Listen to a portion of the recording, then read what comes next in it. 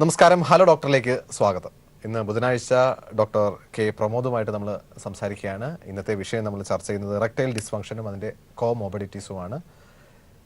Sir, ഈ erectile ഡിസ്ഫങ്ഷനെ കുറിച്ച് പറയുമ്പോൾ അത് എത്രത്തോളം നമ്മൾ ജനങ്ങളിലേക്ക് എത്തപ്പെട്ടിട്ടുണ്ട്, അതുപോലെ തന്നെ എന്തൊക്കെയാണ് ഇതിൻ്റെ പ്രധാനപ്പെട്ട കോമോബിഡിറ്റീസ്? പലപ്പോഴും പ്രമേഹമുള്ളവർക്ക് അല്ലെങ്കിൽ പ്രമേഹ ചികിത്സയുമായി ബന്ധപ്പെട്ട് ഡോക്ടറെ അടുത്തേക്ക് പോകുമ്പോൾ വളരെ സാധാരണമായിട്ട് ചോദിക്കുന്ന ഒരു ചോദ്യമാണ്, നിങ്ങൾക്ക് ഇറക്ടൈൽ ഡിസ്ഫങ്ഷൻ അല്ലെങ്കിൽ സെക്ഷൽ ഡിസ്ഫങ്ഷൻ എന്തെങ്കിലും ഉണ്ടോ എന്നുള്ളത്. അപ്പോൾ ഇറക്ടൈൽ ഡിസ്ഫങ്ഷൻ്റെ കോമോബിഡിറ്റീസ് പ്രധാനപ്പെട്ട നമുക്ക് ലിസ്റ്റ് ചെയ്യാനായിട്ട് സാധിക്കും?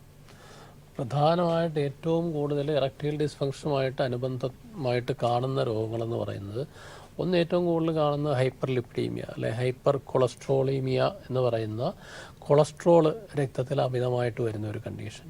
പിന്നീട് ഡയബറ്റിസ് മെല്ലിറ്റസ് അല്ലെങ്കിൽ പ്രമേഹ രോഗം, ഹൈപ്പർ ടെൻഷൻ, ഇതൊക്കെയാണ്. പിന്നെ കാർഡിയോ വസ്കുലാർ ഡിസീസസ് അല്ലെ coronary artery disease, heart problems, ഇതെല്ലാം ഏറ്റവും കൂടുതലായിട്ട് നമ്മൾ കാണുന്നത്. സാധാരണ 50 വയസ്സ് കഴിഞ്ഞവരിലൊക്കെ യഥാർത്ഥത്തിൽ ഒരു പ്രമേഹത്തിന്റെ അളവ് വളരെ കൂടുതലാണ് നമ്മുടെ. അതെ, വളരെ കൂടുതലാണ്.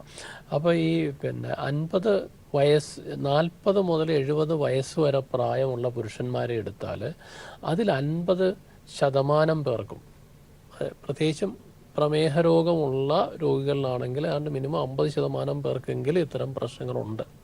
ഓരോ വർഷം ചെല്ലും തോറും, അതായത് പ്രമേഹം ഉള്ള രോഗിയും പ്രമേഹം ഇല്ലാത്ത വ്യക്തികളുമായിട്ട് കമ്പയർ ചെയ്യുമ്പോൾ പ്രമേഹമുള്ളവരിൽ ഇറക്ടൈൽ ഡിസ്ഫങ്ഷൻ മറ്റുള്ളവരെ അപേക്ഷിച്ച് ഒരു 10 മുതൽ 15 വർഷം മുൻപേ തന്നെ തുടങ്ങാനുള്ള സാധ്യതയുണ്ട്.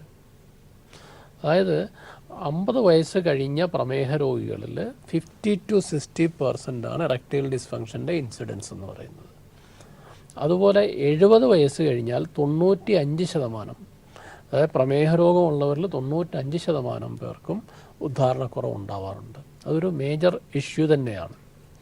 എപ്പോഴും ഒരു 50 വയസ്സ് കഴിഞ്ഞാൽ ഇനി ഒരു ഇറക്ടൈൽ ഡിസ്ഫങ്ഷൻ ഉണ്ടായാൽ അത് ഒരു ഏജിങ് പ്രോസസ്സിന്റെ ഏജിങ് വിചാരിക്കുകയാണ്. അതെ, മിക്കപ്പോഴും അങ്ങനത്തെ സംഭവം. കഴിഞ്ഞ ആഴ്ച തന്നെ ഒരു പേഷ്യൻ്റ് വന്നിരുന്നു.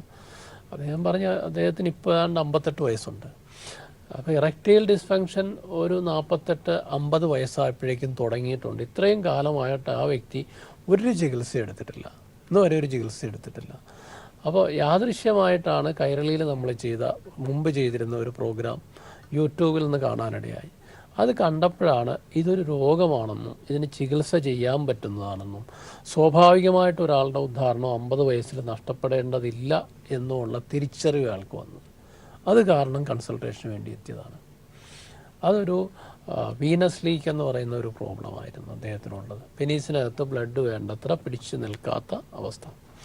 സാർ, ഇപ്പോൾ പ്രമേഹത്തിന്റെ കാര്യം പറഞ്ഞു. അപ്പോൾ യഥാർത്ഥത്തിൽ നമ്മുടെ സമൂഹത്തിൽ ഏറ്റവും കൂടുതലുള്ളത് പ്രമേഹമാണെന്നുള്ളത് കൊണ്ട് തന്നെയാണ് നമ്മൾ അതിനെക്കുറിച്ച് തന്നെ ആദ്യം ചോദിച്ചത്. പ്രമേഹമല്ലാതെ ഇപ്പോൾ നമുക്കറിയാം ഒരു 20 വയസ്സ് കഴിയുമ്പോൾ തന്നെ നമുക്കറിയാം ഒബേസിറ്റി അല്ലെങ്കിൽ അമിതവണ്ണമെങ്കിലും ഉണ്ടാകുന്ന ആൾക്കാർ വളരെ അമിതവണ്ണമുള്ള ആൾക്കാരിൽ, അതായത് പൊണ്ണത്തടിയുള്ളവരിൽ, സാധാരണ അമിതവണ്ണം ഇല്ലാത്ത വ്യക്തികളെ അപേക്ഷിച്ച് 2.5 ഇരട്ടി സാധ്യത കൂടുതലാണ് ഉദ്ധാരണശേഷി കുറവ് വരാനായിട്ട്. അതാണ്, അതായത് ഇറ്റ്സ് എ മെറ്റബോളിക് സിൻഡ്രോം വരുമ്പോഴേക്കും ഇങ്ങനെയുള്ള പല പല പ്രശ്നങ്ങൾ വരുന്നു. പൊണ്ണത്തടി വരുമ്പോൾ അതോടൊപ്പം തന്നെ അനുബന്ധ രോഗങ്ങളെല്ലാം ഉണ്ടാവുകയാണ്. കൊളസ്ട്രോൾ കൂടുന്നു, അപ്പോൾ ലിപ്പിഡ്സ് ബോഡിക്കകത്ത് ഡാമേജ് ഉണ്ടാക്കും. അപ്പോൾ ഈ കൊളസ്ട്രോൾ കൂടി, അതുപോലെ പ്രമേഹം വരുമ്പോൾ അതും പെനീസിനുള്ളിലൊക്കെ ഡാമേജ് ഉണ്ടാക്കുന്നുണ്ട്. നമുക്ക് ഓരോന്നായിട്ട് 1 by 1 എടുക്കുന്നതാണ് നല്ലതെന്ന് തോന്നുന്നു. അപ്പോൾ ഈ പ്രമേഹ രോഗികളിൽ കാണുന്നത്, ഒരു വ്യക്തിക്ക് ഉദ്ധാരണം ഉണ്ടാവണമെങ്കിൽ, ഉദ്ധാരണം എന്ന് പറയുന്നത് ഒരു സാറ്റിസ്ഫാക്ടറി ആയിട്ടുള്ള തൃപ്തികരമായ ലൈംഗിക ബന്ധത്തിൽ ഇടപെടാൻ തക്കവണ്ണം ഒരു വ്യക്തിക്ക് ഉദ്ധാരണം ലഭിക്കുകയും അത് ആ ബന്ധം പൂർത്തീകരിക്കുന്നത് വരെ മെയിൻറ്റെയിൻ ചെയ്യാനുമുള്ള കഴിവിനെയാണ് നമ്മൾ ഇറക്ടൈൽ എബിലിറ്റി എന്ന് പറയുന്നത്. ആ ഒരു എബിലിറ്റിക്ക് ഇമ്പയർമെൻറ്റ് വരുമ്പോഴാണ് ഇറക്ടൈൽ ഡിസ്ഫങ്ഷൻ അല്ലെങ്കിൽ ED, അതും അല്ലെങ്കിൽ ഉദ്ധാരണക്കുറവ് എന്നൊക്കെ പറയുന്നത്. അപ്പോൾ ഒരു വ്യക്തിക്ക് ഉദ്ധാരണം കിട്ടണമെങ്കിൽ ഈ പെനീസിനുള്ളിൽ നൈട്രിക് ഓക്സൈഡ് എന്ന് പറയുന്ന ഒരു കെമിക്കൽസ് റിലീസ് ചെയ്യണം. അത് റിലീസ് ചെയ്യുമ്പോൾ എന്താ സംഭവിക്കുന്നത് ചോദിച്ചാൽ, ഇത് പെനീസിൻ്റെ കാവർണോസ എന്ന് പറയുന്ന കുഴലിലുള്ള കോശങ്ങളെ, അതായത് കാവർണസ് സ്പേസ് എന്ന് പറയും, ഈ സ്പേസ് ഇതിനകം ഒരുമാതിരി സ്പോഞ്ച് പോലെ ആയിരിക്കുന്നു പെനീസിനുള്ളിൽ. അപ്പോൾ ആ സ്പേസുകളിലേക്ക് ആവശ്യത്തിന് ബ്ലഡ്, അതായത് ഒരാൾക്ക് മെൻ്റലി എക്സൈറ്റ്മെൻറ്റ് വരുമ്പോൾ ഹാർട്ട് കൂടുതൽ പമ്പ് ചെയ്യുകയും അതിൻ്റെ ഫലമായിട്ട് ബോഡിയുടെ പെരിഫറൽ ഓർഗൻസിലേക്കുള്ള ബ്ലഡ് സപ്ലൈ ഇൻക്രീസ് ചെയ്യും. ആ ബ്ലഡ് വന്നിട്ട് പെനീസിനുള്ളിൽ നിറഞ്ഞു കഴിയുമ്പോഴാണ്, ഒരു ബലൂണിനകത്തേക്ക് നമ്മൾ കാറ്റൂതി വിട്ട് കഴിഞ്ഞാൽ അത് നിറഞ്ഞു കഴിയുമ്പോൾ അത് വീർത്തു വരുന്നു. അതേപോലെ തന്നെ പെനീസ് എക്സ്പാൻഡ് ചെയ്ത് വരികയും വളരെ റിജിഡായിട്ടുള്ള ഒരു ഇറക്ഷനിലേക്ക് എത്തുകയും ചെയ്യുന്നു. ഡെഫിനറ്റ്ലി ഇറ്റ് ഈസ് ഡയറക്റ്റായിട്ട് തന്നെ മെൻ്റൽ കമ്പോണൻറ്റുമായിട്ട് ബന്ധപ്പെട്ടതാണ്. എങ്കിൽ കൂടി അതിനുള്ള ഒരു സെക്ഷൽ എറൗസൽ മൈൻഡിലുണ്ടായാലും അതിനുള്ള ഫിസിക്കൽ സാധ്യതകൾ, സർക്കംസ്റ്റാൻസ് കൂടെ ഉണ്ടെങ്കിൽ മാത്രമേ ഇറക്ഷൻ ഉണ്ടാവുള്ളൂ. അപ്പോൾ പെനീസിനുള്ളിൽ നൈട്രിക് ഓക്സൈഡിൻ്റെ സപ്ലൈ ഉണ്ടാവണം. സപ്ലൈ ഉണ്ടാകുമ്പോഴാണ് പെനീസിനുള്ളിലെ സ്മൂത്ത് മസിൽസിനെയും ഈ കോശങ്ങളെയും റിലാക്സ് ചെയ്യും. റിലാക്സ് ചെയ്യുമ്പോഴാണ് അതിനുള്ളിലേക്ക് ബ്ലഡ് വന്ന് നിറയുന്നത്. അപ്പോൾ ഈ ഷുഗർ ഉള്ളവരിൽ, അമിതമായിട്ട് പ്രമേഹം ഉള്ളവരിൽ എന്ത് പറ്റുമെന്ന് ചോദിച്ചാൽ ഈ നൈട്രിക് ഓക്സൈഡിൻ്റെ പ്രവർത്തനം കുറയും. അതിനെ റിലീസ് ചെയ്യുന്നതിൻ്റെ അളവ് ഗണ്യമായി കുറയും. തൽഫലമായിട്ട് അവിടെ ഒരു വികസനം ഉണ്ടാവില്ല. ഈ കാവർണസ് സ്പേസ് ഒന്നും വികസിക്കില്ല. അപ്പോൾ ആ പെനീസിനുള്ളിലെ കോശങ്ങൾക്ക് വികസിക്കാനും ചുരുങ്ങാനുമുള്ള ഒരു ക്ഷമതയുണ്ട്. ആ ക്ഷമതയെ അത് കാലക്രമത്തിൽ ബാധിക്കുകയും പിൽക്കാലത്ത് ഇത്തരം കേസുകളിൽ വീനസ് ലീക്ക് പോലുള്ള കണ്ടീഷൻസ് ഉണ്ടാവാനുള്ള സാധ്യതയുണ്ട്. അതുപോലെ നമ്മൾ ഈ പെനീസിൻ്റെ ഇംപ്ലാന്റ് സർജറി ചെയ്യുന്ന സമയത്ത് ഈ കാവർണോസ ഡയലേറ്റ് ചെയ്യാറുണ്ട്. കാവർണോസ എന്ന് പറയുന്ന കുഴലിനുള്ളിലേക്കാണ് നമ്മൾ ആർട്ടിഫിഷ്യലായിട്ടുള്ള മെറ്റീരിയലാണ് ഈ പ്രോസ്റ്റസിസ് മെറ്റീരിയൽ, അത് ഉള്ളിലേക്ക് വയ്ക്കുക ചെയ്യുന്ന മരുന്ന് ഫലിക്കാത്ത ആൾക്കാരിൽ. അപ്പോൾ അതിനുവേണ്ടി ആ കാവർണോസ ഡയലേറ്റ് ചെയ്യുന്ന സമയത്ത് ദീർഘകാലമായിട്ട്, ഉദാഹരണം 15 വർഷം 20 വർഷമായിട്ട് പ്രമേഹം ഉണ്ടായിരുന്ന രോഗികളിൽ ഡയലേറ്റ് ചെയ്യാൻ വളരെ വിഷമമാണ്. കാരണം ഇതെല്ലാം കൂടി മാതിരി കാൽസിഫൈ ചെയ്ത പോലെ ഭയങ്കര കട്ടിയിലായിരിക്കുന്നത്. ഇപ്പോൾ ഡയലേറ്റ് ചെയ്യാൻ പോലും വിഷമം, ആ ലെവലിലേക്ക് റിജിഡായി പോകുന്നു. അപ്പോൾ പ്രമേഹമുള്ളവരിൽ അത് എങ്ങനെ നമുക്കൊരു ഇറക്ടൈൽ ഡിസ്ഫങ്ഷൻ നമുക്ക് തിരിച്ചറിയാനായിട്ട് സാധിക്കും? പലപ്പോഴും ചില ആൾക്കാർ പ്രമേഹമുണ്ട്, അയാൾക്ക് ഒരിക്കലും ഒരു സാറ്റിസ്ഫാക്ടറി ആയിട്ട് ഒരു ഒരു ഒരു ഒരു ഇറക്ടൈൽ പ്രോസസ്സ് അല്ലെങ്കിൽ ഇറക്ടൈൽ ഡിസ്ഫങ്ഷൻ എന്നുള്ള രീതിയിൽ 1-2 പ്രാവശ്യം ഉണ്ടായിക്കഴിഞ്ഞാൽ നമുക്കത് അദ്ദേഹത്തെ ഒരു രോഗിയായിട്ട് അല്ലെങ്കിൽ ഇറക്ടൈൽ ഡിസ്ഫങ്ഷൻ പ്രാവശ്യമല്ല. സാധാരണഗതിയിൽ ഒരു മനുഷ്യൻ 4 തവണ ബന്ധപ്പെടുന്നതിനിടയ്ക്ക് 1 തവണ ഒരു ഫെയിലിയർ വന്നാൽ അതിനെ നമുക്ക് നോർമലായിട്ട് കണക്ക് കൂട്ടാം. അതായത് 25% ഓഫ് ദ ടൈം ഫെയിലിയർ ഒരു ടോട്ടൽ 10 പ്രാവശ്യം അല്ലെങ്കിൽ 100 പ്രാവശ്യം അറ്റംപ്റ്റ് ചെയ്യുമ്പോൾ അതിലൊരു 25% ടൈം, 25 ടൈംസ് വരെ ഒരു ഫെയിലിയർ ഉണ്ടാകുന്നതിനെ നമുക്ക് നോർമലായിട്ട് തന്നെ കാണാം. അതിനെ അബ്നോർമലായിട്ട് എടുക്കണമെന്നില്ല. ആ ഇറക്ടൈൽ ഫെയിലിയറിന് പിന്നിൽ അനവധി കാരണങ്ങൾ വരാം. ഫോർ എക്സാമ്പിൾ, ഒരു മെൻ്റൽ ഡിസ്ട്രാക്ഷൻ മതി. ഒരു ഫോൺ കോൾ വന്നു, സെക്സിൽ ഇടപെടുന്ന സമയത്ത് ഒരു ഫോൺ കോൾ വന്നു, ആരെങ്കിലും പേര് വിളിച്ചു, പുറത്തുനിന്നൊരു ശബ്ദം കേട്ടു, അല്ലെങ്കിൽ മനസ്സിൻ്റെ ചിന്ത മറ്റെങ്ങോട്ടേലും മാറിപ്പോയി, പെട്ടെന്ന് മറ്റെന്തെങ്കിലും ഒരു ചിന്ത കടന്നു വരുന്നു. ഇതൊക്കെ തന്നെ ഇറക്ഷനെ ഇമ്പയർ ചെയ്യാം. അപ്പോൾ 1 പ്രാവശ്യം അല്ലെങ്കിൽ 2 പ്രാവശ്യം പ്രോബ്ലം ഉണ്ടായി എന്നുള്ളത് കൊണ്ട് പ്രശ്നമല്ല. പക്ഷേ അടിക്കടി ഇതുണ്ടാവുന്നു. അതുപോലെ ഒരു ബന്ധം തുടങ്ങി വെച്ചിട്ടത് പൂർത്തീകരിക്കാൻ പറ്റാത്ത അവസ്ഥ വരുന്നു. അങ്ങനൊരു ഘട്ടത്തിൽ നമുക്ക് ചികിത്സ ആവശ്യമുണ്ട്. ഡെഫിനറ്റായിട്ടും ചികിത്സ ആവശ്യമുണ്ട്. ഇത് ഈ പ്രമേഹമുള്ളവർക്ക് പെട്ടെന്നൊരു ദിവസം ഒരു ഈ സെക്ഷൽ ഡിസ്ഫങ്ഷൻ ഉണ്ടാവുകയാണോ ചെയ്യുന്നത്? അല്ല, അത് ഒരു പ്രോസസ്സാണോ? നമുക്കിത് ആദ്യമേ കണ്ടെത്താനായിട്ട് സാധിക്കുമോ? യൂഷ്വലി ഈ പെട്ടെന്നുണ്ടാവുന്ന ഇറക്ടൈൽ ഡിസ്ഫങ്ഷൻ ഓവർനൈറ്റ് ചില പേഷ്യൻസ് വന്നിട്ട് പറയാറുണ്ട്, ഡോക്ടറെ കഴിഞ്ഞ 20-ാം തീയതി വരെ എനിക്ക് ഒരു കുഴപ്പമില്ലായിരുന്നു. 20-ാം തീയതി ഞാൻ കുറച്ച് യാത്രയൊക്കെ കഴിഞ്ഞിട്ട് വന്ന് വൈഫുമായിട്ട് ബന്ധപ്പെട്ടു, അതല്ലെങ്കിൽ ഏതെങ്കിലും ഒരു പാർട്ട്ണറുമായിട്ടുള്ള ഒരു റിലേഷൻഷിപ്പിൽ എത്തിയ സമയത്ത് പെട്ടെന്ന് എനിക്ക് ഇറക്ഷൻ കിട്ടിയില്ല. അന്ന് മുതൽ എനിക്ക് ഭയങ്കര പ്രശ്നമാണ്. അപ്പോൾ ഇങ്ങനെ പറയുന്നതിൽ ഭൂരിഭാഗം കേസുകളും, probably more than 90% of the കേസുകളും ഒരു സൈക്കോളജിക്കൽ കോസാണുള്ളത്. ഈ പ്രമേഹ രോഗികളിൽ കാണുന്നതാവട്ടെ ഗ്രാജുവൽ ഓൺസെറ്റാണ്. ഗ്രാജുവൽ ഓൺസെറ്റ് വിത്ത് പ്രോഗ്രസീവ് കോഴ്സ് എന്ന് പറയും. എന്ന് പറഞ്ഞാൽ വളരെ ഇൻസീഡിയസ് ആയിട്ട് നമ്മൾ പോലും ആ വ്യക്തി പോലും മനസ്സിലാക്കാതെ ക്രമേണ ആ ഇറക്ടൈൽ റിജിഡിറ്റി കുറഞ്ഞു വരുന്നു. ഇറക്ഷൻ ഉണ്ട്, ബന്ധപ്പെടാൻ പറ്റുന്നുണ്ട്, പക്ഷേ കാലക്രമത്തിൽ അതിൻ്റെ ശക്തി കുറഞ്ഞു വരുന്നു. അതായത് അവരോട് ചോദിച്ചു കഴിഞ്ഞാൽ പറയും, പണ്ടൊക്കെ നല്ല ഇറക്ഷനായിരുന്നു ചെറുപ്പകാലത്ത്, ഇപ്പോൾ അതിൻ്റെ പകുതി പോലും ഇല്ല. തുടക്കം ഞാൻ അറിഞ്ഞേയില്ല, എപ്പോഴാണ് തുടങ്ങിയതെന്ന് പോലും അറിയത്തില്ല. ക്രമേണ അതിൻ്റെ ഒരു ശക്തി, റിജിഡിറ്റി കുറഞ്ഞു വരിക. പണ്ട് നല്ല ഉരുക്ക് പോലെയായിരുന്നു, ഇപ്പോൾ അതില്ല. അങ്ങനെ ഗ്രാജുവലാണ് ഡയബറ്റിസ് ഉള്ള ആൾക്കാരിൽ വരുന്ന ചേഞ്ചസ്. പിന്നെ ഡയബറ്റിസ് മാത്രമല്ല, ന്യൂറോപ്പതി ഉണ്ടാക്കും. അതായത് ന്യൂറോൺസിനെ, നമ്മുടെ നാഡീ വ്യവസ്ഥയ്ക്ക് തന്നെ ഡയബറ്റീസ് നിയന്ത്രിച്ചില്ലെങ്കിൽ തകരാറുണ്ടാവും. അപ്പോൾ നാഡീ സംബന്ധമായ കാര്യങ്ങൾ, ഇതുപോലെ സ്മൂത്ത് മസിൽ ഡിസ്ഫങ്ഷന്, എൻഡോത്തീലിയൽ ഡിസ്ഫങ്ഷന്, ഇതൊക്കെ തന്നെ ഉണ്ടാവുന്നതിൻ്റെ മുഖ്യ കാരണം ഡയബറ്റീസാണ്. ഡയബറ്റോജനിക് ഇ ഡി എന്ന് തന്നെ പറയാം. തീർച്ചയായിട്ടും അതിലേക്ക് പോകാം ഡോക്ടർ. ചെറിയൊരു ഇടവേളയിലേക്ക് പോകേണ്ടതുണ്ട്. ഇടവേളയ്ക്ക് ശേഷം വീണ്ടും തിരിച്ചു വരാം. ഹലോ ഡോക്ടറിലേക്ക് വീണ്ടും സ്വാഗതം. നമ്മളിപ്പോൾ ചർച്ച ചെയ്തുകൊണ്ടിരിക്കുന്നത് ഇറക്ടൈൽ ഡിസ്ഫങ്ഷനും അതിൻ്റെ കോമോബിഡിറ്റീസുമാണ്. എറണാകുളത്തെ doctor Pramod Institute of Sexual and Marital ഹെൽത്തിലെ സീനിയർ കൺസൾട്ടൻ്റായ ഡോക്ടർ കെ പ്രമോദാണ് ഇപ്പോൾ നമ്മോടൊപ്പം ഉള്ളത്. സാർ, ഇറക്ടൈൽ ഡിസ്ഫങ്ഷനെ കുറിച്ച് പറഞ്ഞപ്പോൾ പ്രമേഹത്തിൻ്റെ ഒരു പ്രധാനപ്പെട്ട ഒരു ഇൻസിഡൻസ് സാർ പറഞ്ഞു. അപ്പോൾ നമുക്കറിയാം, സമൂഹത്തിലെടുത്ത് നോക്കിയപ്പോൾ കൊളസ്ട്രോൾ കൂടി നിൽക്കുന്ന ഒരു വലിയ സമൂഹമുണ്ട്. അത് പല ആൾക്കാരും ചികിത്സിക്കാറുമില്ല, പ്രത്യേകിച്ച് ചെറുപ്പകാലം മുതലേ കൊളസ്ട്രോളിൻ്റെ ബുദ്ധിമുട്ടുണ്ടാകാറുണ്ട്. അപ്പോൾ ഈ കൊളസ്ട്രോൾ കൂടി നിന്നാലും ഈ ഇറക്ടൈൽ ഡിസ്ഫങ്ഷൻ നമുക്കുണ്ടാകാം? തീർച്ചയായിട്ടും ബാധിക്കും. കാരണം കൊളസ്ട്രോൾ കൂടിക്കഴിയുമ്പോൾ, പ്രത്യേകിച്ച് കഴിഞ്ഞ ഇടയ്ക്ക് നടത്തിയ ചില പഠനങ്ങൾ സൂചിപ്പിക്കുന്നത് ഇൻക്രീസ്ഡ് ടോട്ടൽ കൊളസ്ട്രോൾ ലെവൽ, അമിതമായിട്ട് നിൽക്കുന്ന കൊളസ്ട്രോൾ കൂടിയിരിക്കുക, അതോടൊപ്പം HDL കുറഞ്ഞിരിക്കുക. ഇത് രണ്ടും that is directly linked with the erectile dysfunction എന്നാണ് പറയുന്നത്. അതുപോലെ LDL, നമ്മുടെ ശരീരത്തിലെ ചീത്ത കൊളസ്ട്രോൾ കൂടിയിരിക്കുക. ഈ LDL കൂടിക്കഴിയുമ്പോഴേക്കും that is low density lipoproteins. ഈ സാധനം LDL എന്ന് പറയുന്ന ചീത്ത കൊളസ്ട്രോൾ നമ്മുടെ ശരീരത്തിലെ രക്തക്കുഴലിനകത്ത് പോയിട്ട് അവിടെ പറ്റി പിടിച്ചിരുന്നിട്ട് അടവുണ്ടാക്കും. ആർത്തറോസ്ക്ലെറോസിസ്, ഹൃദയത്തിൽ സംഭവിക്കുന്ന പോലെ തന്നെ രക്തക്കുഴലിൽ അടവുണ്ടാക്കുന്നു. രക്തക്കുഴലിൽ കട്ടിപിടിച്ച് പ്ലേക്ക് ഫോം ചെയ്യുകയും അതോടെ ആ രക്തക്കുഴലിനകത്തേക്ക് അടവുണ്ടാകുന്നു. ഫോർ എക്സാമ്പിൾ, നമുക്ക് വീട്ടിൽ വെള്ളം വരുന്ന ഒരു ചെറിയ പൈപ്പ് ലൈൻ ഉണ്ടെങ്കിൽ ആ പൈപ്പിനകത്ത് മുഴുവൻ തുരുമ്പും ചെളിയും കൂടെ കയറി ആ പൈപ്പിൻ്റെ ഹോളങ്ങ് അടഞ്ഞു കഴിഞ്ഞാൽ വെള്ളം വരുന്നത് കുറയും. നമ്മൾ ആ പൈപ്പ് ഫിക്സ് ചെയ്ത സമയത്ത് നല്ല ശക്തിക്ക് വെള്ളം വന്നിരുന്നതാണ്. പിൽക്കാലത്തത് ഈ തുരുമ്പും എല്ലാം കൂടെ കയറി അടഞ്ഞു കഴിഞ്ഞപ്പോഴേക്കും അത് നാരോ ആവുന്നതനുസരിച്ച് വെള്ളത്തിൻ്റെ ഫോഴ്സ് കുറയും.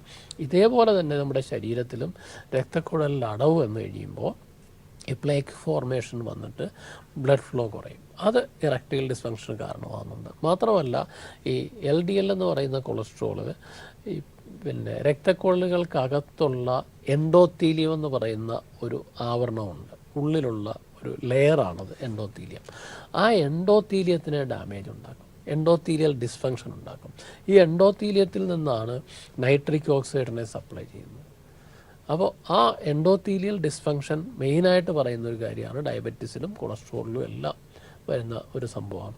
അപ്പോൾ ഇതൊക്കെ തന്നെ രക്തക്കുഴലിൽ അടവുണ്ടാക്കുന്നതുകൊണ്ട് രക്തക്കുഴലിലേക്കുള്ള ബ്ലഡ് ഫ്ലോ കുറയുകയും തൽഫലമായിട്ട് ഇറക്ഷൻ്റെ ക്വാളിറ്റി കുറയുന്നു. അതായത് റിജിഡ് ഇറക്ഷൻ ഉണ്ടാവാതിരിക്കും, ശക്തമായ ഇറക്ഷൻ വരാത്തൊരവസ്ഥ വരും.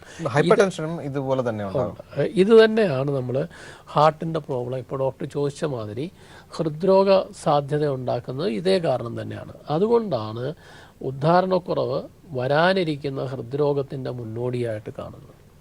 അതായത് ഹാർട്ട് അറ്റാക്ക് ഉണ്ടായ രോഗികളിൽ നടത്തിയ പഠനത്തിൽ ഹൃദ്രോഗം ഉണ്ടായവരിൽ 66% പേർക്ക്, അല്ലെങ്കിൽ അറ്റാക്ക് ഉണ്ടായിട്ടുള്ളവരിൽ 66% പേർക്ക് ഈ അറ്റാക്ക് വരുന്നതിന് തൊട്ട് മുമ്പുള്ള 5 വർഷത്തിനിടയ്ക്ക് എപ്പോഴെങ്കിലും ഉദ്ധാരണക്കുറവ് കാര്യമായിട്ട് കണ്ടു തുടങ്ങിയിട്ടുള്ളവരാണ്.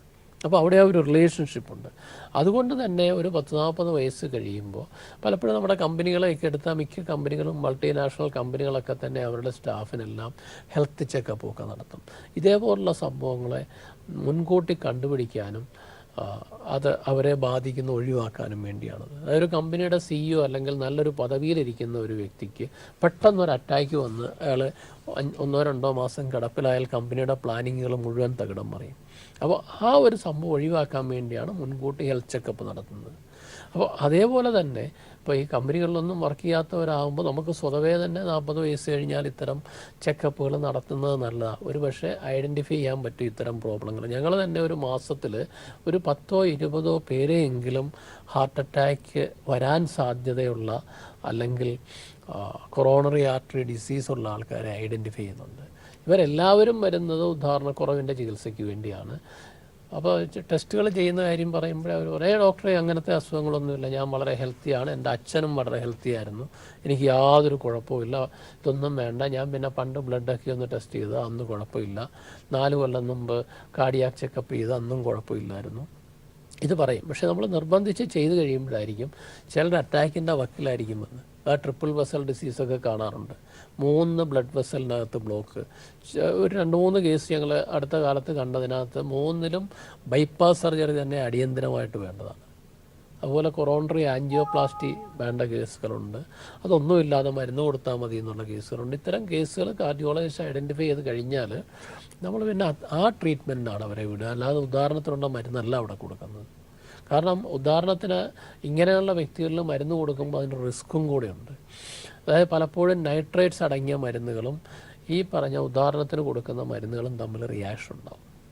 അപ്പോൾ നമ്മളിപ്പോൾ മെഡിസിൻ കൊടുത്തു കഴിഞ്ഞാൽ ചില മെഡിസിൻ്റെ എഫക്റ്റൊക്കെ ഒരു 2-3 ദിവസം വരെ നമ്മുടെ ശരീരത്തിലുണ്ടാവും. ആ സമയത്തൊരു നെഞ്ചുവേദന വന്നൊരു ഹോസ്പിറ്റലിൽ ചെന്ന് അഡ്മിറ്റായാൽ അവർ ചിലപ്പോൾ നാക്കിനടിയിൽ വെച്ച് തരുന്ന മരുന്നുകൾ നൈട്രേറ്റ്സ് വിഭാഗത്തിൽപ്പെട്ടതായിരിക്കാം. അതുമായിട്ട് റിയാക്ഷൻ ഉണ്ടാവാം. തീർച്ചയായും ഡോക്ടർ അതിലേക്ക് പോകാം. ചെറിയൊരു ഇടവേള കൂടിയുണ്ട്. ഇടവേളയ്ക്ക് ശേഷം വീണ്ടും തിരിച്ചു വരാം. ഹലോ ഡോക്ടറിലേക്ക് വീണ്ടും സ്വാഗതം. നമ്മളിപ്പോൾ ചർച്ച ചെയ്തുകൊണ്ടിരിക്കുന്നത് ഇറക്ടൈൽ ഡിസ്ഫങ്ഷനും അതിന്റെ കോമോബിഡിറ്റീസുമാണ്. ഡോക്ടർ കെ പ്രമോദാണ് ഇപ്പോൾ നമ്മോടൊപ്പം ഉള്ളത്. സാർ, നമ്മൾ പ്രമേഹത്തിന്റെ കാര്യം പറഞ്ഞു. പക്ഷേ ഇതിന്റെ ചികിത്സയിലേക്ക് പോയി കഴിഞ്ഞു കഴിഞ്ഞാൽ നമുക്കിത് ഈ പ്രമേഹം കൊണ്ടുവരുന്ന, പലപ്പോഴും കേട്ടിട്ടുള്ളത് പ്രമേഹം കൊണ്ടുവരുന്ന ഒരു പ്രശ്നം ഉണ്ടായിക്കഴിഞ്ഞാൽ അത് നമുക്ക് കൂടുതൽ മുന്നോട്ട് പ്രോഗ്രസ് ചെയ്യാതിരിക്കാനേ നമുക്ക് പറ്റുള്ളൂ.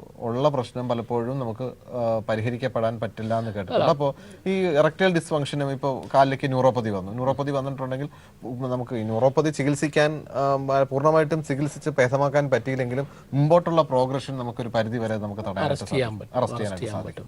അതായത് ഈ പ്രമേഹ രോഗികളിൽ 35 മുതൽ 75% വരെ ആൾക്കാർക്ക് ഇറക്ടൈൽ ഡിസ്ഫങ്ഷനായിട്ട് ചില പഠനങ്ങളിൽ സൂചിപ്പിക്കുന്നുണ്ട്. പല പഠനങ്ങൾ വന്നിട്ടുണ്ട്. അതിലൊരു പഠനത്തിൽ ഞാൻ കണ്ട റിപ്പോർട്ട് ഇതാണ്: 35 മുതൽ 75% വരെ ആൾക്കാർക്ക് ഇറക്ടൈൽ ഡിസ്ഫങ്ഷൻ കാണുന്നതായിട്ട് കാണുന്നു. വേറെ ചില പഠനങ്ങളിൽ 50-60% ആൾക്കാരിൽ കാണുന്നതായിട്ടുണ്ട്. അപ്പോൾ ഈ പ്രമേഹം എന്ന് പറയുന്ന ഒരു ക്യൂറേറ്റീവ് ഡിസീസല്ല. നമുക്ക് പ്രമേഹവും പ്രഷറും ഒന്നും ക്യൂർ ചെയ്യാൻ പറ്റുന്നതല്ല. അതിനെ മരുന്നുകൾ കൊണ്ട് നിയന്ത്രിക്കാനാണ് പറ്റുക. അപ്പോൾ ഇവിടെ ഇറക്ടൈൽ ഡിസ്ഫങ്ഷൻ ചികിത്സിക്കുന്നതിന് മുമ്പ് തന്നെ ഇറക്ടൈൽ ഡിസ്ഫങ്ഷൻ്റെ കോസ് എന്താണെന്നുള്ളതാണ് ആദ്യം ഐഡൻറ്റിഫൈ ചെയ്യേണ്ടത്. അപ്പോൾ പ്രമേഹം ഉള്ള ആളിൽ പ്രമേഹം കൊണ്ട് മാത്രമേ ഇറക്ടൈൽ ഡിസ്ഫങ്ഷൻ വരുള്ളൂ എന്നും പറയാനൊക്കില്ല. ചിലപ്പോൾ ഇമ്മീഡിയറ്റ് ആയിട്ടുണ്ടായ ഒരു മെൻ്റൽ സ്ട്രെസ് കൊണ്ടാണ് ഇറക്ടൈൽ ഡിസ്ഫങ്ഷൻ വന്നതെങ്കിൽ കുറച്ച് ദിവസം ചികിത്സ കഴിയുമ്പോൾ ഫുള്ളി റിക്കവർ ചെയ്യാം. ഇനി ചില രോഗികൾ നമ്മൾ കണ്ടിട്ടുണ്ട്, ചിലർ വന്നിട്ട് പറയും, ഡോക്ടറെ ചില ദിവസമൊന്നും ഒരു കുഴപ്പമില്ല, നല്ല ഇറക്ഷനുണ്ട്, പക്ഷേ ചിലപ്പോൾ ഇല്ല.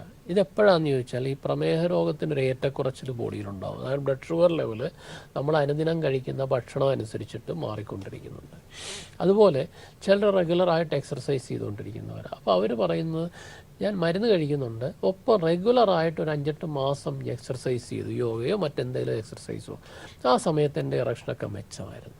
ഇപ്പോൾ ഈ മഴക്കാലമൊക്കെ പിടിച്ച് എൻ്റെ കാലൊന്ന് ഉളുക്കി, അത് കഴിഞ്ഞപ്പോൾ കുറച്ച് നാളായിട്ട് ഇപ്പോൾ ഒരു 2-3 മാസമായിട്ട് ഒന്നും ചെയ്യാൻ പറ്റുന്നില്ല. അത് കഴിഞ്ഞപ്പോൾ ഇറക്ടൈൽ പ്രോബ്ലം വേഴ്സായി. ഇതിന് കാരണം എന്താ? ബ്ലഡ് ഷുഗർ ലെവലിലുള്ള വേരിയേഷൻസാണ്. അപ്പോൾ ചില കേസുകളിൽ ഈ ഷുഗർ തന്നെ കൺട്രോൾ ചെയ്ത് കഴിഞ്ഞാൽ, അല്ലെ ഷുഗർ, കൊളസ്ട്രോള്, പ്രഷർ, ഇതേപോലുള്ള അനുബന്ധ രോഗങ്ങളുള്ളതിനെയെല്ലാം നമ്മൾ പ്രോപ്പറായിട്ട് ട്രീറ്റ് ചെയ്ത് കൺട്രോൾ ചെയ്ത് കഴിഞ്ഞാൽ തന്നെ അവിടെ ഉദ്ധാരണക്കുറവ് മെച്ചപ്പെടും. ആ ഉദ്ധാരണം മെച്ചപ്പെടുന്നതായിട്ട് കാണാം. അതേസമയം മറ്റു ചില വ്യക്തികളിൽ നമുക്ക് മരുന്നുകൾ തന്നെ വേണ്ടി വരും. മരുന്നുകൾ തുടക്കത്തിൽ ചെറിയ ഡോസിൽ തുടങ്ങും, പക്ഷേ പ്രമേഹ രോഗം കൂടി വരുന്നതനുസരിച്ചിട്ട് മരുന്നുകൾ ഫലിക്കാത്ത അവസ്ഥ വരും. അപ്പോൾ അങ്ങനെ മരുന്നുകൾ ഫലിക്കാത്ത ഒരവസ്ഥ വന്നാൽ പിന്നെ പെനയൽ പ്രോസസ് ഇംപ്ലാന്റ് എന്ന് പറയുന്ന ഒരു സർജറിയാണ് അതിനുള്ള ശാശ്വത പരിഹാരം. മരുന്ന് കഴിച്ചാലും ഇപ്പോൾ ഹൈ ഡോസിൽ മരുന്ന് കഴിച്ചിട്ട് എഫക്റ്റ് ഇല്ലാത്ത ആൾക്കാരുണ്ട്, ചിലപ്പോൾ ഏറ്റവും കൂടിയ ഡോസിൽ കഴിച്ചിട്ട്. അപ്പോൾ അത്തരം കേസുകളിലൊന്നും മരുന്ന് പിന്നെ ഫലിക്കില്ല. അവർക്ക് സെക്ഷലായിട്ടുള്ള ഇൻട്രസ്റ്റ് നിലനിൽക്കുന്നുണ്ടെങ്കിൽ ഏറ്റവും നല്ല കാര്യം ഇംപ്ലാന്റ് സർജറി തന്നെയാണ്. വിദേശ രാജ്യങ്ങളിൽ ഏറ്റവും കൂടുതൽ ഈ ഡയബറ്റീസ് പേഷ്യൻസിൽ ചെയ്യുന്നതും അത് തന്നെയാണ്. അതുപോലെ തന്നെ ഈ കൊളസ്ട്രോൾ ഉള്ളവർക്കും ഇത് തന്നെയാണോ നമുക്ക് ചികിത്സ? കൊളസ്ട്രോൾ ഉള്ളവരുടെ കൊളസ്ട്രോൾ നിയന്ത്രിക്കുക എന്നുള്ളതാണ്. കൊളസ്ട്രോൾ കൊണ്ട് തന്നെ ആവണമെന്നില്ല, അതുകൊണ്ടും വരാം. പക്ഷേ അതെല്ലാം നിയന്ത്രിച്ചു കഴിഞ്ഞിട്ടും ഇറക്ടൈൽ ഡിസ്ഫങ്ഷൻ നിലനിൽക്കുന്നുണ്ടെങ്കിൽ അതിനുള്ള മരുന്നുകൾ കൊടുക്കേണ്ടതാണ്. ഒരു പരിധിവരെ കൊളസ്ട്രോളിൻ്റെ മരുന്നും ഈ ബ്ലഡ് ഫ്ലോ കൂട്ടാനും ഇറക്ടൈൽ ഫംഗ്ഷനെ മെച്ചപ്പെടുത്താനും സഹായിക്കുന്നതാണെന്ന് ചില പഠനങ്ങളിൽ കണ്ടെത്തി. ഒരാൾ ഒരു ഇറക്ടൈൽ ഡിസ്ഫങ്ഷൻ, ഒരു സസ്പീഷൻ അവർക്ക് തോന്നിക്കഴിഞ്ഞാൽ എന്താണ് അവർ ആദ്യമായിട്ട് ചെയ്യുക? പലപ്പോഴും നമുക്കറിയാം മാർക്കറ്റുകളിൽ പത്രപരസ്യങ്ങളടക്കം ഉണ്ട്. നമുക്ക് ഇത്തരം അസുഖങ്ങൾക്ക് ഓൺലൈനായിട്ട് മരുന്ന് വാങ്ങിക്കാനും ഓവർ ദ കൗണ്ടർ മെഡിസിൻ കിട്ടാനും ഒക്കെ ഉള്ള ഒരുപാട് കാര്യങ്ങളുണ്ട്.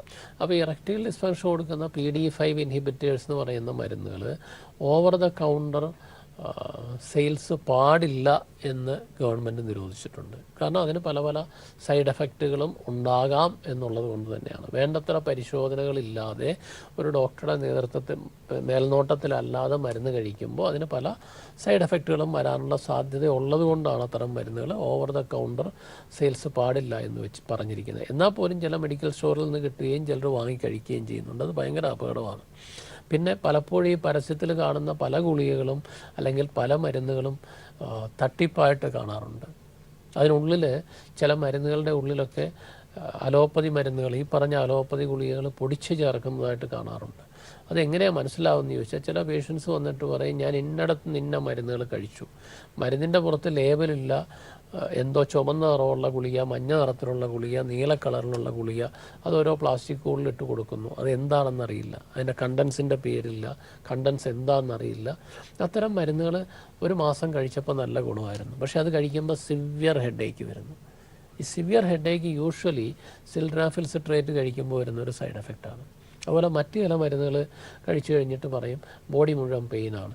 അതുകൊണ്ട് ചില മരുന്നുകൾക്ക് അത്തരം സൈഡ് എഫക്റ്റുകളുണ്ട്. അപ്പോൾ കറക്റ്റായിട്ട് അത് ഇന്ത്യയിലെ ചില റിസർച്ച് ലാബുകളിൽ ഇത്തരം കാര്യങ്ങൾ കണ്ടുപിടിക്കുകയും ചില മരുന്നുകൾ നിരോധിക്കുകയൊക്കെ ചെയ്തിട്ടുണ്ട്. അപ്പം അങ്ങനെ ഓവർ ദ കൗണ്ടർ മെഡിക്കേഷൻ ഈ ഒരു കാര്യത്തിൽ പാടില്ല.